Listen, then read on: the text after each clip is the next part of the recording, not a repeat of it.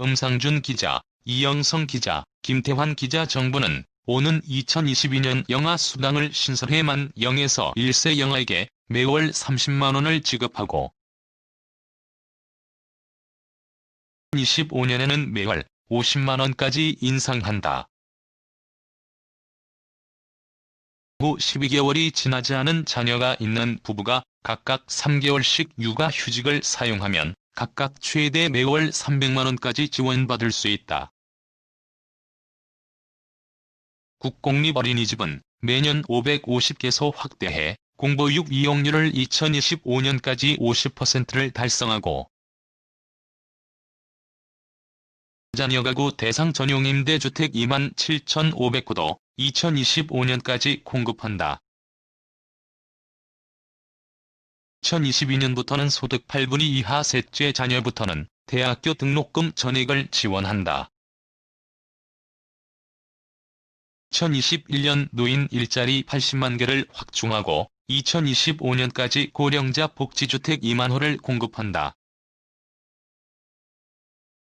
2021에서 2025년에는 청년 맞춤형 임대주택 24만 호를 공급할 계획이다. 정부는 향후 5년간 추진할 제4차 저출산 고령사회 기본계획을 15일 문재인 대통령이 주재한 국무회의에서 심의, 확정했다고 14일 밝혔다. 제4차 기본계획은 20개 대과제, 180여 개 중과제로 구성했다. 휴직사에서 12개월 기간 월 최대 150만 원 기업 공시에 남녀 직원 임금 비교해 제공 제4차 기본계획 세부 추진 과제를 보면 생후 12개월이 지나지 않은 자녀가 있는 부모 모두가 3개월씩 육아휴직을 사용하면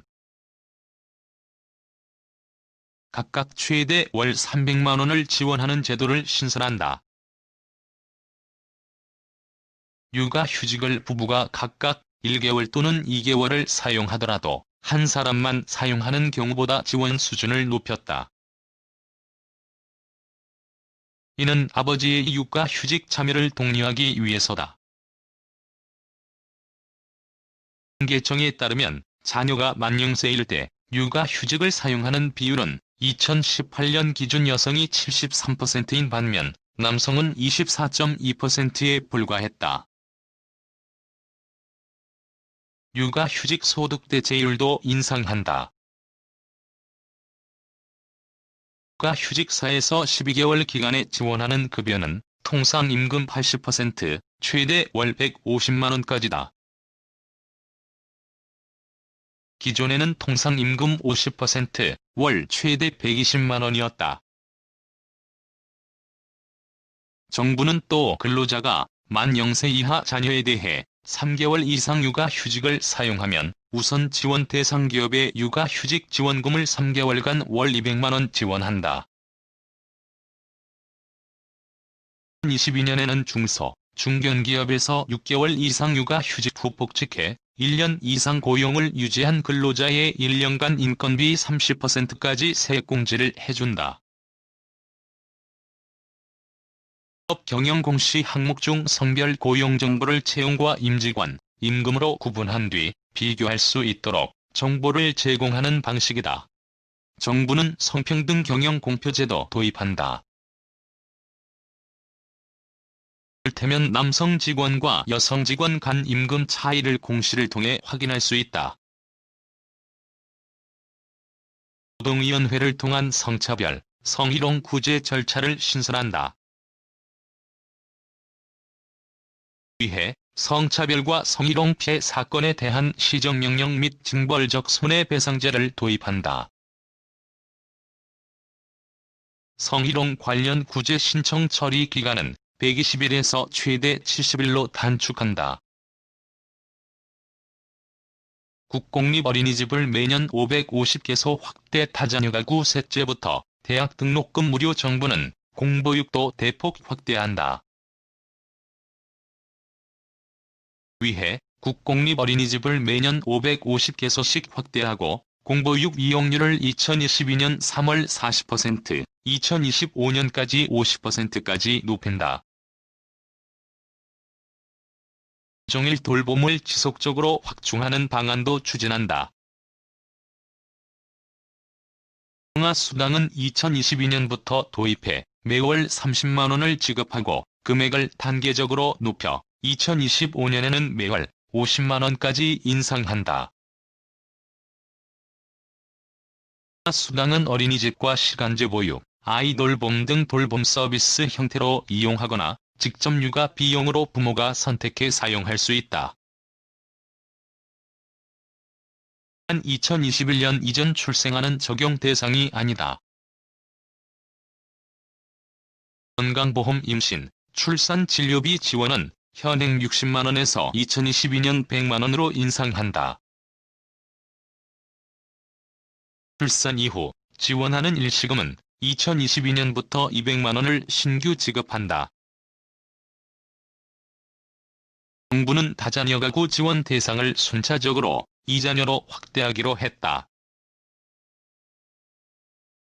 2021에서 2025년 다자녀 가구 전용 임대주택 27,500호를 공급한다.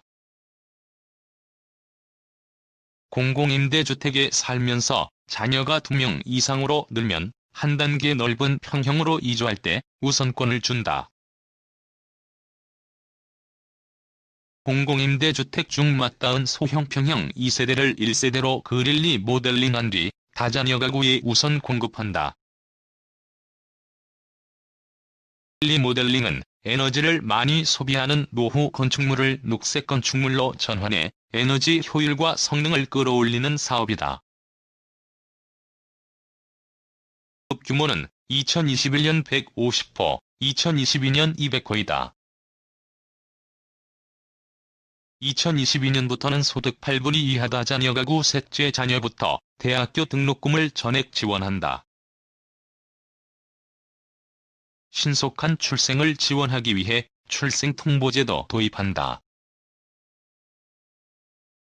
2025년까지 청년 맞춤형 임대주택 24만 호 공급 건강 인센티브제 신설. 정부는 2021년 기초생활생계급여 부양 의무자 기준을 폐지한다.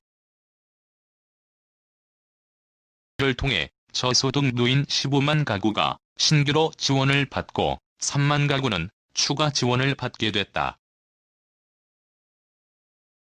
기초연금 30만 원을 지급하는 대상은 소득 하위 40%에서 70%로 높인다.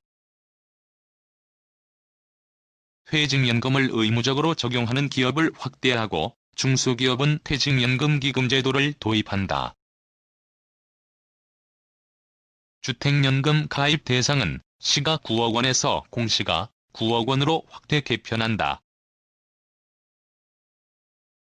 건강고위험자가 운동과 식이요법 등으로 건강 지표를 개선하면 연간 일정액의 건강 포인트를 지급하는 건강 인센티브 제도 신설할 예정이다. 2025년까지 2만 호 규모로 고령자 복지주택 공급 및 리모델링을 추진하고 고령자 보호구역도 3,000개소 이상 지정한다. 과 후천성 면역결핍증, 만성 폐쇄성 호흡기 질환, 만성간 경화 등 4개 질환에 적용 중인 호스피스 이용 대상도 단계적으로 확대한다. 고등학교 학점제를 위해 K-에듀 통합 플랫폼을 구축한다. 2020년 마이스터고, 2022년 특성화고, 및 일부 일반고, 2025년에는 전체 고등학교에 도입한다. 오는 2025년까지 청년 맞춤형 임대주택 24만 호도 공급한다. 학자금 대출 금리를 내리고 실직, 폐업자를 특별 상환유예 대상에 포함한다. 특별 상환유예 대상은 3년간 대출금 상환을 유예한 뒤 4년간 무이자로 분할, 상환하는 제도다. 2022년까지 여성 전용 벤처 펀드 600억 원을 조성한다. 인구구조 변화에 따른 대책 중 눈에 띄는 것은 추가로 양육비를 지급하는 대상을 만 24세 이하에서 만 34세 이하 청년 한부모까지 확대하는 방안이다. 2021년에는 다문화 부모학교를 신설한다. 행정보건복지부 인구정책실장은 부모가 영아 시기 자녀와 함께 시간을 보낼 수 있도록 육아휴직 대상을 확대하고 아버지 참여를 유도했다며 영아 수당과 육아휴직을 결합하면 향후 200만 원 수준으로 지원을 받을 수 있다고 설명했다.